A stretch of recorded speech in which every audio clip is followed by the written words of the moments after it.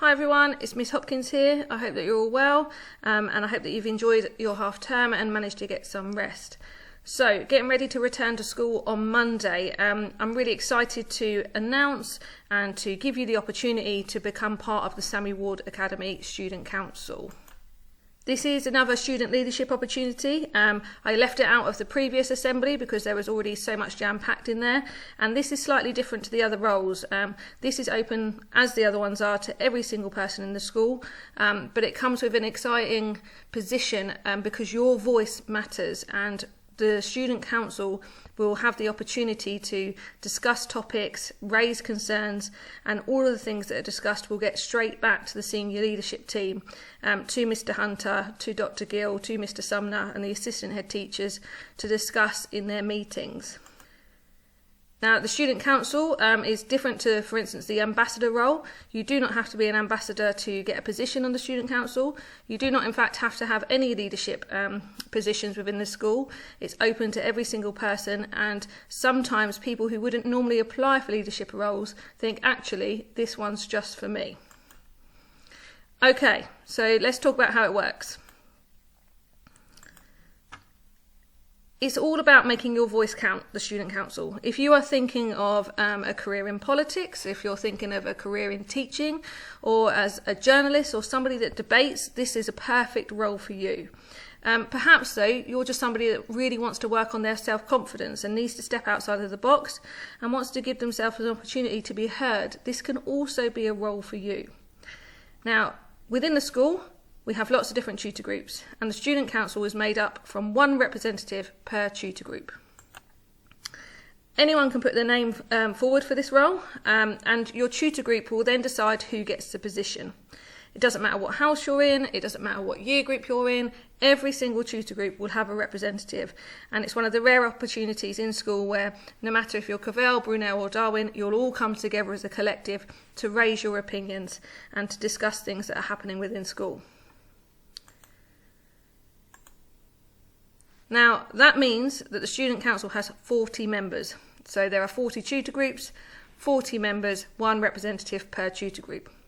And the person that gets this role is the voice of their tutor group. So if their tutor group has anything that they want to raise or have any ideas about charity events or how to improve the community aspect within the school, they can talk to you as the representative, and you will then feed that back to the Student Council. It wouldn't be right if the Student Council was overseen by members of staff, and it's really exciting because this year we now have our Student President and our Student Vice President, so there's a team of 3 people that will oversee the Student Council. We have Kezia Nicholas, who is our Student President, and we have Emily Rigg and Sorrel Mason, who are our Vice Presidents in Year 11. They will send out the agenda for the meetings. That will go to all of the tutor groups through tutor time, through Miss Power's email. It will give you a chance to discuss the agenda with your tutor group and come up with any ideas or have any feedback ready for the meeting. And then you'll attend the meetings with them. The girls will lead the meetings. They will each take a role in talking about different aspects of school life. They will also write up the minutes from the meeting, and this will then get fed back to the senior leadership team. The Student Council is the chance for all of our students to come together to share their ideas. They might have plans for charity events or how to reduce plastic within the school, for example, or how to improve just our general litter, anything like that. They might have an idea that perhaps us as staff haven't thought of yet. It might be outside of the box. It might be more applicable to you guys of your age. We want to hear from you, and by being in the Student Council, that gives you your chance to have your voice heard.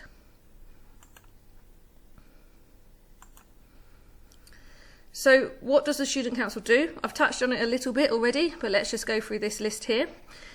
If you're elected by your tutor group to be the Student Council representative, you will attend the whole school Student Council meetings, and these happen during personal development.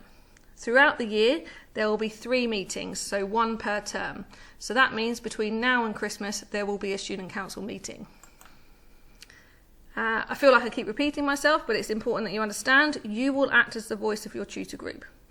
You'll need to be a confident public speaker, as you'll have to voice your opinions in front of the 40-member strong Student Council. It doesn't mean to say that you've got to be loud and brash and the person that's always taking the show. You could be somebody that sits back quietly and reflects and has maybe only one thing to say, but when they say it, it's very important and poignant. So this isn't just for people who are loud. It could be for someone who really wants to step out of their comfort zone too. Within the meetings, you'll discuss key topics that affect everyday school life for you guys, the students, and your opinions will be fed back to the Samuel Ward Academy leadership team to discuss. You'll also have the responsibility, though, to feed back to your own tutor group after each meeting. And you will need to communicate with the student president and vice presidents if there's a topic that you or your tutor group would like to put forward to the student council in the next meeting. Perhaps throughout your tutor time or personal development lessons, something might come up that you think actually as a whole group, as a whole school, we need to discuss this more. And it would be great if you could send your president or your vice presidents an email in advance to let them know of this. So I've got a list here of some key skills. It isn't limited to this, and it doesn't mean that you have to have all of these. These are just some ideas of the sorts of things that you're going to need to be a successful student council member. So some level of confidence.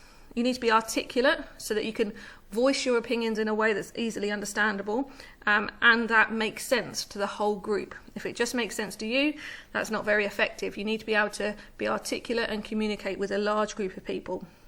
You need to be a team player. Not everyone might share the same opinions as you on the student council, and you need to understand that things come with compromise and actually discussing topics together. There are going to be arguments for and against, and we need to find out the way that we can move forward from it. So if you're just all about yourself and your opinion's right, this probably isn't for you. On the back of that, you need to be open-minded. You need to be reflective. Actually, did somebody else's opinion or point that was made make more sense than your own? Can you adapt towards that opinion now? You need to be responsible, very respectful of the views of others, and you need to be committed. This is a year-long position. It's not something that you can just dip in and dip out of because you represent your whole tutor group. If you are elected by your tutor group, you'll also get a little yellow dot pin badge to wear on your uniform as a symbol of your commitment to the student council, and that so when people are walking around the school they can identify you as a member of the student council. So what do you need to do now? If you are keen to apply for this or put yourself forward, you need to do that from the first day that you return after half term. So from Monday the 2nd of November, if you think this position is for you, you need to let your tutor know that week. So you don't have to do it just on the Monday, you've got from Monday to Friday, but the sooner you let them know, the better.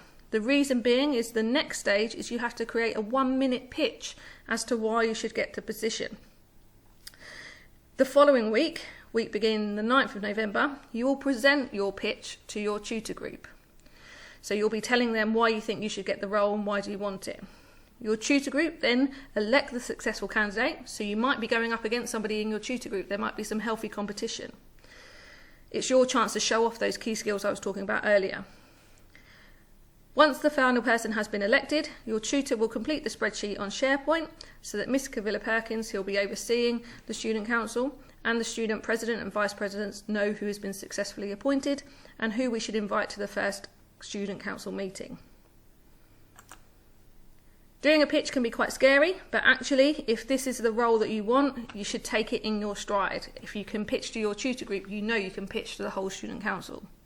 So some things to include in your 1-minute long pitch. Why do you want the position? What key skills do you have? Can you evidence where you've got them? What have you done in the past? What other things have you worked on where you can demonstrate those skills? This one's important.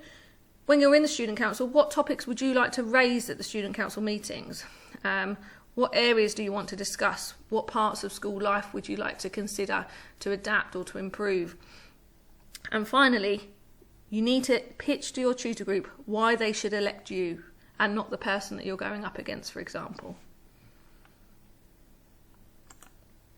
So that's it from me.